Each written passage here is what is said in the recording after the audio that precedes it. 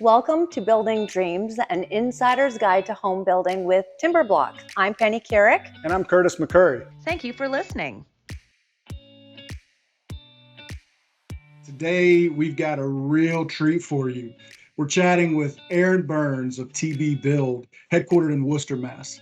So as an exclusive dealer of both the Superior Walls foundation system and the Timber Block wall panel system, TB Build has become a leading innovator in offsite construction really throughout the entire New England region. And while providing their clients with both a comprehensive and a la carte options for things like excavation and land clearing, home design, and complete general contracting services. So Aaron's journey from growing up in small town Mass to leading a multi-state cutting edge construction company is really been all about his passion, perseverance, and thinking outside the box. So I'm really excited to introduce him to our audience. So Aaron, welcome to the podcast. Man, that was excellent. Thank you so much for that. Yeah, very excited to be a part of this journey and a part of this podcast. So Aaron, I just want to talk to you for a minute, and it's really important that we kind of know a little bit about you. I want to introduce people to all the good things that you guys are doing, but just kind of starting from the beginning, how did you get started in the construction industry? Yeah, just like many people, I started pretty young. So, my first job was doing masonry with my uncle, and growing up, my mother had flipped a couple houses, and I was just kind of part of that. It was always something that we were working on the weekends, and so I was brought up in an environment where you're at a job site or you're just working on something. So at a very young age, I kind of figured out that I do have a passion for that. And as I got a little bit older, went to college. It was a little tricky for me to figure out my path and figure out, how exactly I'm going to jump into this whole industry. I don't have parents that, have a construction company. So if I was going to do this, I would have to start from scratch. So, that took a little bit for me to figure out, through college, after graduating. It was always something that I wanted to do, and took me a little bit of time to get there. So, a couple of years had gone by, and, dabbled in other things, sales and that sort of thing, but, always still had that burning desire to do something in construction, in real estate. So, so my journey, it took a couple different directions at times, Right. but, we're here, and man, it's such a great industry to be a part of. I feel like it's very rewarding. Kind of getting to see, start to finish how things Right. are built. So very cool. That's awesome. That's awesome. So, and you guys are headquartered in the Worcester area. Did you grow up in that area also? Yeah, and didn't really travel too far out of here. So, born and raised, our roots are here. But where we are, it's very central. So New England, in many respects, is kind of a small area, small community. Doesn't take too much to travel to multiple different states, right? So, it's kind of a unique place. There's a lot going on. There's different kind of areas like Cape Cod in the islands, coastal construction, and then out towards the Berkshires in Western Massachusetts, and certainly as you get up into Vermont and New Hampshire, totally different climates. So you get the best of all worlds in a way. That's awesome. So how would you say that the construction climate is there? When I say climate, I mean as far as one of the things that we've dealt with really all over the country, especially here in the South, is labor shortages, and there's really more demand than there is people who are in the business, which is one of the reasons why I wanted to ask you, when you were younger in your career, there's a lot of folks that, construction is not necessarily something that they're really focused on or thinking about, or think that they can earn a living doing this, much less be an entrepreneur like yourself. So Kind of what was that mindset for you when some of your friends were maybe people that you graduated with from high school or college were going off and doing, different careers? What was kind of your mindset to get you moving in that direction? Yeah, it's definitely it's one of those things where you grow up and it's a certain way, everybody kind of pushed to college at the time. And I graduated, I had a great time, got a lot of experience from that. Um and kind of growing up in that time too, I witnessed a labor shortage kind of going on. And here in New England, I think we're kind of insulated from a lot of the country in a way when it comes to real estate. We don't have, these, peaks and valleys as much of, as other states might have. It stays pretty constant, pretty consistent. Up here in New England, it can be tricky to build. I mean, there's zoning to kind of navigate. There's not a lot of land still, right? Right. So there's a lot of wetlands to try to figure out. So yeah, so for us, I kind of identified pretty early on that, hey, there's not enough people doing this. It's definitely a very good living. It's a great way to build community and build a team and be very proud of what you get to do every single day. But yeah, I mean yeah, I think it's definitely a challenge. When there is a shortage of housing and shortage of labor in any area. Now, how do you figure that out? How do you solve that problem? So I think we've aligned ourselves with partners that also understand that and have solutions for that. And that's really been the most important thing. So, you know, for me, I didn't have a very large team around me. I kind of had to figure it out on my own in many respects. So the fastest way for me to get from point A to point B in my goal is to align myself with like-minded people and other teams and other companies that we share that same kind of vision. So that's kind of where Awesome. we've landed here. Yeah, yeah. So, and you talked about partners and partnering with like-minded people, and so you represent both Timber Block and Superior Walls in the New England Correct. area. So, really, two companies that have a similar, type of product when it comes to, saving on labor cost and efficiencies and things like that. So walk me through that journey. Like, how did you first become involved with those companies? Yeah, so it kind of all started right around the same time. I mean, we identified, there's other ways to build. And as we were researching that, um, you know, we identified that offsite construction was a very big component of this. And timber block jumps out to me as a leader in that. Offsite construction, panelized systems, extremely efficient in not just energy efficiency, but efficient to build and construct. So timber block fits all of that. And kind of right around the same time, we're doing that research, and Superior Walls is a company that had jumped out to us, that we realized pretty early on that you know it's definitely something that we feel like we need to be a part of. At that time, there wasn't really much up here in New England. There was one sales representative for the entire area, and it just so happened that we introduced ourselves, and they were looking to grow. And it kind of was perfect timing in that respect. But yeah, so we took over New England as a dealer installer for those guys. Same kind of track as timber block in a way. So and they're all similar things to construct. They're built in a factory. You've got to figure out logistics and trucking.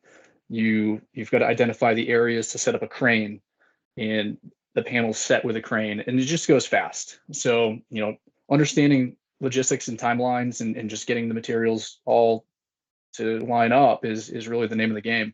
So really, it's really a match made in heaven in a way for us. Right. And we've brought those two companies under our umbrella that we get to have the opportunity and privilege to share with other people. Right.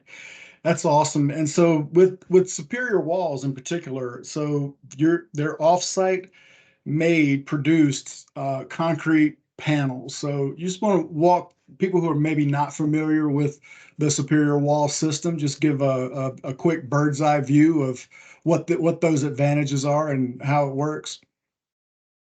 Yeah, so if you can picture this, it's basically a full panel, so full height panel, maybe 10 feet tall, 16 feet wide, of concrete. And we set that panel with a crane and we call it balloon framing. So you construct all those panels together, they mechanically fasten, and that's how you build your foundation. So it's waterproof, it's insulated, and there's galvanized studs already built into that panel. So you've kind of consolidated a lot of trades right into one package. And that's kind of the key and the theme with even timber block is consolidating trades.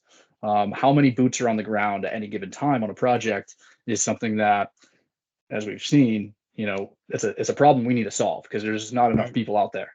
So how do you do that? So for us, we're able to install a whole foundation in, in most cases in a day with 3 guys. So it's just a faster process for us. Similarly, you're consolidating trades even with timber block. The way that panel is constructed, siding profile, your insulation, your studs, everything is one package in that factory. It's just yeah, that's how they're so closely aligned. Make a Yeah. lot of sense. That's awesome. And also, so you've got pretty much the complete package there that you can help people out with complete offsite construction from foundation to the actual home construction design. You guys are doing, excavation grading as an option, project management as an option. So you offer, I think I'd mentioned a la carte and some comprehensive. So you're able to help guide people no matter what stage they're in Yeah. with their construction project. Yeah, I think that's the key for a lot of folks who their dream is to build a home. Um, Everybody's going to be different in how they want to go about that journey. You might have folks that want to be a part of that process, really boots on the ground. They want to swing a hammer and they want to really get to enjoy that process. And then you've got folks who they're not going to be as involved on the day to day on the job site, but they're going to be heavily involved in the lead up to it and design and kind of picking out their selections, interior selections. So we've got to kind of cater to both of those, and it's really more than just two groups. There's a lot of different variations of how you can build a house. And so what we've tried to do is kind of fit all of those. If all you need is us to come and help excavation and get you kind of out of the ground and get the timber block there and help kind of guide you on how things go together and just going to be about a part of that process and make sure everything is going together well, and we can make that work. Or if you want us to completely turnkey, everything, we can do that too. So yeah, it's really just fitting that need, um, and just trying to bring the most value to that Right. that client. So with this, we talked about the advantages. But obviously, anytime that you have offsite or something that's maybe outside of the norm, there's some challenges and some pushback. So, have you experienced any of that from, subcontractors, different people? Like, what's been your experience with any pushbacks from any of your builds, and how were you able to overcome those? Yeah, I think the trend is on our side. Years ago, I would say you'd get a lot more pushback. And it's really just because, hey, first off, whether it is timber block or superior walls here in New England, relatively new to this area, not new to other parts of the country or Right. timber block in Canada, but for here, we had to kind of build up that name recognition a little bit, whether it is for, clients or subcontractors. I think the most pushback is really on the subcontractor side because it's just not what they're used to.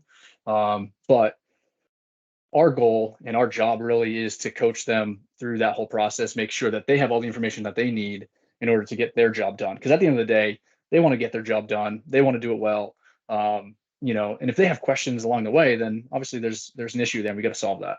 I think offsite construction as a whole has done a really good job kind of coaching that next generation of subcontractors, whether it's plumbers, electricians, and framers. There's a lot more to do.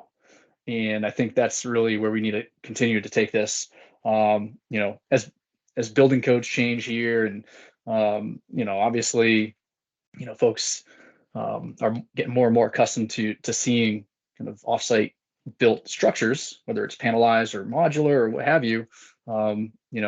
If more and more clients are having that conversation and that's the direction they want to go, then obviously the subcontractors aren't going to deny work and they're going to figure it out and they're going to jump on board. So yeah, I think the biggest pushback for us is really just kind of making sure, with a panelized wall that all the mechanicals can fit. They can actually, snake, electrical wires and plumbing through that wall and just kind of navigating that. And once you get past that, it's just like building any other house. So there's just a couple little things that you got to, sort out, but it's just nuance at that point.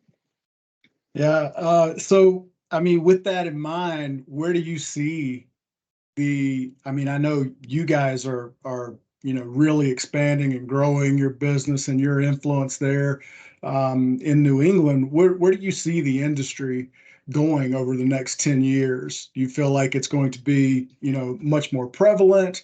Are there additional challenges that we need to overcome? Kind of what's your thoughts about the offsite industry over the next decade? Yeah, so there's definitely challenges here in New England. I would say part of the challenge that we have is the availability of buildable land. Here in Massachusetts, they're changing zoning laws. They're really putting a lot of emphasis on ADU style construction with a tremendous amount of housing demand. We just can't build fast enough. So I think more and more people are kind of going to that ADU, that tiny home kind of style as well. If zoning's on board in your community, I think there's plenty of opportunity there. I think there's going to be a lot of growth in that market. And part of that is there's things that you got to solve there too. I mean, offsite construction, you just can't take a modular building and plop that in your backyard. You got to think about the size of the crane that you need, the logistics, how you actually, get that material in the back. So, I think where panelized system makes a lot of sense in that respect, in that whole industry. So that there's going to be a tremendous amount of, conversation and kind of momentum going that direction. Offsite construction in general is just going to continue to grow. I don't know the percentage of market that it has now, but I can tell you it's a pretty small percentage, I would say, compared to conventional ways of construction, conventional pouring foundation, conventional framing. So it's just you can just see the trend is going kind of in that offsite direction. Yeah. So there's opportunity then. There's opportunity to continue to grow your business and for other, manufacturers. I always tell people that, obviously with Timber Block, we're in the offsite business as well. So, I mean, but other offsite companies are never our competition. They're just not, right? Because we have such a small percentage of the market share that it really is a tight knit group and a tight knit industry, and we really do like to see other people's success, because that's good for all of us. So I agree with you. There's a tremendous amount of opportunity to grow as we continue to work through some of the challenges like you mentioned and educate people and where people can actually see the advantages that you and I are experiencing with it. So yeah, that's awesome. So looking back on your career, You want to give your younger self, you got a magic wand, you can give your younger self some advice in retrospect. What's one thing you would want to know, or one piece of advice you would want to give yourself to kind of prepare you for what's ahead? Man, I think I I probably overthought a lot. I spent a lot of time thinking about how I was going to do something. Um, and that paralysis by analysis kind of paradigm that I was just kind of stuck in. So, Yeah, I would say, younger Aaron, just do it. Just get after it, and and things will kind of figure itself out. You're going to learn how to do it, and that's it. As long as you can, appreciate the hard effort it takes to just learn and just kind of get into it, then just do it. Same goes in just in building your dream home. I think, you a lot of people just think about it and think about it and think about it, and sometimes they just don't take action. And sometimes taking action is just reaching out to somebody like us, and just seeing what the next steps really are. Because for me, again, I didn't really have anybody as a mentor at an earlier age that I could really kind of say like, hey, what is the next step? But I think there's so many tools and there's so many people out there that you can reach out to, and figure out what it looks like, what's the next best move for me. And I think that's it. It's just taking action, just figure it out. And also too, I mean, you look at the folks who try to time a market in construction. I just don't think that really exists. right, It's a very hard thing to do. So we've always talked about the people that got the best deal on their home are the people who built last year, right. and then the year after that. So it's just every year that that goalpost tends to move. And can you time it? I don't know, maybe. But at the end of the day, what you're trying to do is you're building your future. You're building an asset. You're building, it's an investment into your family. So don't don't feel like you have to overthink that. There's plenty of people out there that can help you out. Yeah, for sure. That's good advice. Yeah, not just for your younger self, but for people in general. You're 100% right, because you just can't go back in time to gain the equity you would have if you would have just gotten started at that point. Any equity doesn't necessarily mean a house. It means the experience gained or the lessons learned or whatever. Like, it's difficult to go back and make up the equity that you missed out on. So getting started is really important, even if you're making mistakes along the way. That's right. Sometimes it's good just to get started. These things have a tendency to figure themselves out, and I They do. think the universe kind of smiles on those who are taking action. Absolutely. All right, 100% agree. so yeah, Aaron, listen, if somebody wants to get in touch with you, we're going to have links in the podcast to be able to go to your website. Is there a way to get in touch with them on the website? I'm assuming that they can reach out Yep. to you directly. Yeah, reach out to me directly, tbbuild.com. You can reach out to me. My email and phone number are out there as well. So yeah, look forward to talking to anybody who's interested in taking that next step. That's awesome. Yeah, and then also for those of you who are already in the timber block system, who are fans of timber block, if you're in the New England states, you can reach out through timber block as well, or you can go directly to TB Build, and Aaron can help answer any questions that you have about the area, about building there. And we're really excited about you joining us today, Aaron. I appreciate your time, and we need to do this again sometime for sure. Absolutely, no pleasure. It's been fun. Thank you. All right. Well, thank you guys, and we'll see you next time.